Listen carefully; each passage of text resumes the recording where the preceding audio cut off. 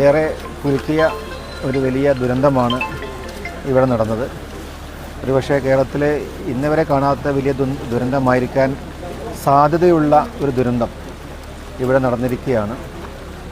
രാത്രി ഒന്നും അറിയാതെ ഉറങ്ങുന്ന കുടുംബങ്ങൾ, സ്ത്രീകൾ, കുട്ടികൾ, ഇവരൊക്കെ അർദ്ധരാത്രി ആ ഉരുൾപൊട്ടലിൻ്റെ ഭാഗമായി തകർന്ന് വീണ് അവിടെ വീടുകൾ തകർന്ന് അവരുടെ മൃതദേഹങ്ങൾ കിലോമീറ്ററുകൾ താണ്ടി ഏകദേശം 35ഓളം കിലോമീറ്റർ ഒഴുകി ഇന്ന് ചാലിയാറിൽ പുഴയിൽ നിന്നും വാഴക്കാട് വരെ എത്തിയിട്ടുള്ള സാഹചര്യമുണ്ട്. പക്ഷേ ഇന്ന് ഒരിക്കലും അനുമാനിക്കാൻ കഴിയാത്ത ഇനി എത്രയോ മൃതദേഹങ്ങൾ കിട്ടാനുണ്ട് എന്ന് അനുമാനിക്കുന്ന ഒരു സാഹചര്യം ഇവിടെയുണ്ട്. ഈ സാഹചര്യത്തിൽ ഇവിടെ ഏകദേശം 19ഓളം ബോഡികൾ ഇവിടെ എത്തിയെന്ന് അറിഞ്ഞു. ഇവിടെ നിലമ്പൂരിൽ എത്തിയിട്ടുണ്ട്. നേരത്തെ മുസ്ലിം ലീഗിൻ്റെ ഉന്നത സംഘം സാദിഖ് അലി ശിഹാബിൻ്റെ നേതൃത്വത്തിൽ കുഞ്ഞാലിക്കുട്ടി സാഹിബ് അടക്കമുള്ള ആളുകൾ സന്ദർശിച്ചു. അവർ മേപ്പാടിയിലേക്ക് പുറപ്പെട്ടിട്ടുണ്ട്.